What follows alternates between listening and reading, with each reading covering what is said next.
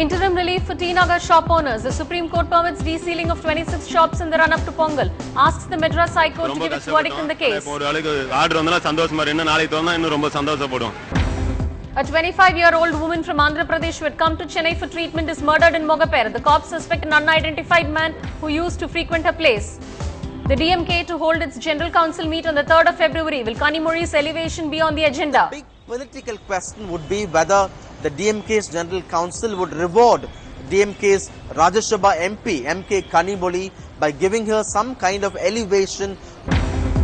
From an energy conservation campaign by saying no to yellow bulbs to fisher folk parting with 10% of their income and making appeals to 3 women chief ministers, the anti-nuke protesters plan a slew of novel measures from Thursday. Chief Minister has been demanding certain help. Prime Minister doesn't want to open his mouth. Centre's interministerial team visits Kadalur to review the damage caused by Cyclone Thani. The panel to brief Chief Minister Jayalalitha on its findings tomorrow. Amma shot in the arm for the textile industry grants 9 crore for the textile park in Tamil Nadu. The Chief Minister responds to farmers' pleas from Tirupur and Karur districts. Orders the release of water from the Amaravati Dam tomorrow. 54,000 acres to be irrigated. Condolences pour in from across the political spectrum for BJP leader Sukumaran Nambiar as he is laid to rest. Of the expansion of the party in Tamil Nadu. At the same time, he contributes in national level also as a treasurer. Hello, and you're watching News Tonight with me, Madhu. Women being targeted constantly. A 25-year-old woman is the latest victim. Her throat slit at her own home in Mogaper. The details will be with you in just a bit. More coming up over the next half hour. Before that, a quick look at the national headlines. After Sharad Pawar sets a deadline for the Congress to decide seat sharing for civic polls in Mumbai, Congress not pressured by Pawar's deadline. Authorities in Lucknow and Noida are getting ready to cover statues of the Chief Minister Mayawati and the BSP symbol the elephant on the orders of the Election Commission.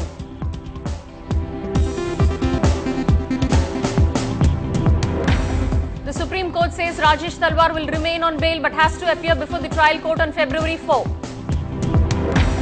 The Supreme Court committee monitoring the state of night shelters for the poor in the winters criticized the states for not doing enough to protect the homeless.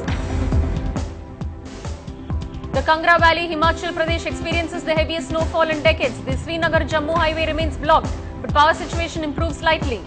At NDTV Business Leadership Award, Shah Rukh Khan has now started doing business from his head instead of his heart. When struggling Team India is criticized for not practicing enough in Australia, now comes news that some members of the team went out karting today. In a relief to Chennai shop owners, Supreme Court today permitted desealing of 26 shops in the busy Ranganathan Street in T-Nagar at Chennai.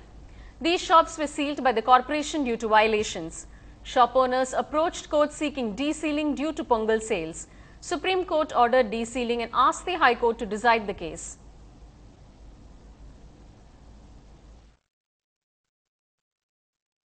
கடைகள் திறப்பது இன்று மாலை 5 மணிக்கு தான் எங்களுக்கு அந்த order copy கையிலே வரும். அதில் எந்த உத்தரவு பிறப்பித்திருக்கிறார்கள், ஒன்று நாங்களே திறந்து கொள்வதா அல்லது அந்த சிஎம்டி அதிகாரிகள் மாநகராட்சி அதிகாரிகள் சீல் வைத்தவர்கள் அவர்கள் நோட்டீஸ் மூலமாக திறந்து தருவார்களா என்பது நாங்கள் அறியவில்லை. அது தீர்ப்பு எப்படி இருக்கிறதோ அதை நாங்கள் ஏற்றுக்கொள்கிறோம். கடந்த 3 மாசமா நாங்கள் கடை மூடி இருந்தோம். இதுக்கு ஏகப்பட்ட வட்டி வாங்கி ரொம்ப கஷ்டப்பட்டு கடை மூடி ரொம்ப கஷ்டப்பட்டுட்டு இருந்தோம். இப்போ சுப்ரீம் கோர்ட் ஆர்டரில் ஒரு 6 வாரம் கடை திறக்கலாம்னு சொல்லி இதானதுக்கு எங்களுக்கு ரொம்ப மகிழ்ச்சி. என்ன வேலை இல்லாமல் ரொம்ப கஷ்டப்பட்டு இருந்தோம். சும்மா கையில் வச்சு இப்போ ஆர்டர் பண்ணிட்டு இருக்கோம். இப்போ ஆர்டர் வந்தாலும் ரொம்ப சந்தோஷமா இருக்கும். நிறையா பாதிக்கப்பட்டோம். சம்பளம் நல்லா வந்துட்டு குடும்பம் சந்தோஷமா இந்த ஊருக்கு நல்லா காசு அனுப்பியிருந்தோம். இப்போ ரொம்ப கஷ்டப்பட்டோம். ஆனால் இப்போ ஒரு வேலைக்கு ஆர்டர் வந்தாலும் சந்தோஷமா இருக்கு. இன்னும் நாளைக்கு தோணா இன்னும் ரொம்ப சந்தோஷப்படும். A 25-year-old woman from Andhra Pradesh was murdered mysteriously today at her apartment in Mogaper. There was no sign of forcing in and entering, nor that this crime is a murder for gain case. Cops have made note of an unidentified man who used to frequently visit her residence. The woman was found dead with her throat slit. Investigations are on to nab the murderer. DMK in Tamil Nadu will have General Council meet on the 3rd of February, where many issues will be looked into. The big question is whether Kanimozhi will be awarded with a plump post in the party. The DMK will have its General Council meeting on the 3rd of February in Chennai. In fact, I am outside the DMK's headquarters, the Anna Arivalayam, and party sources tell us that 3 important subjects could actually dominate this particular meeting on the 3rd. Topping the list would be the DMK's organizational elections within the party, to elect new members to all positions from the bottom to the top slot. And many say the party wants to bring about some changes, and those points would be placed before the General Council for approval. So those amendments are likely to dominate this particular meeting. And secondly, sources tell us that the party would discuss ways and means to bring in more members, to induct new members into the party. This could be by organizing special enrollment drives and also by organizing camps to make sure those in the party already, their membership is renewed. And thirdly, many say that the party's audit committee report would also be placed before the General Council.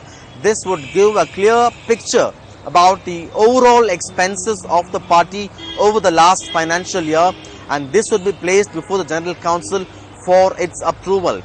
But the big political question would be whether the DMK's General Council would reward DMK's Rajya Sabha MP, MK Kanimoli, by giving her some kind of elevation within the party. In fact, ever since Kanimoli was arrested as an accused in the 2G Spectrum scam, many in the party have been arguing that she was undergoing this trouble for the sake of the party, and the party has to suitably reward her.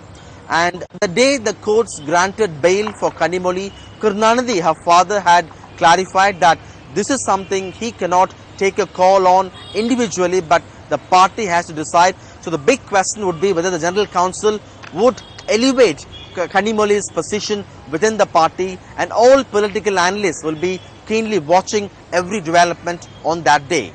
In Chennai, with camera person Anand, Sam Daniel for NDTV. The anti-nuclear protests continue, from an energy conservation campaign by saying no to yellow bulbs to fisherfolk parting with 10% of their income and making appeals to 3 women chief ministers. Anti-nuke protesters plan a slew of novel measures from Thursday. The project took almost 23 years to build, and we don't expect them to close it down in 1 week's time. We continue the struggle. Our people are getting more and more educated. Now, as a matter of fact, the issue has become a national, not only a national issue, international issue. So all over the country, as we continue the struggle, more and more people are getting educated, informed, and that is exactly precisely what we want. Let it continue, let people discuss, let people debate, people understand, people watch, people take sides, and let's have a national debate instead of signing secret agreement with Russia, secret agreement with America. That secrecy cannot and should not take place in a democratic country like India.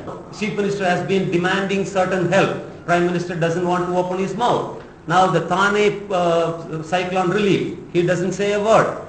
The Centre's panel that has been reviewing the situation to access damages and relief after the cyclone Thane hit the Tamil Nadu coastline visited Kadalur today as well. The team interacted with the affected people and got first-hand account of the damage. In their interaction with people whose houses got damaged, the team collected particulars on the extent of compensation needed to take up repair works. Coming up on the other side of this short break, we'll be bringing you all the national news. Stay tuned in and don't touch that remote.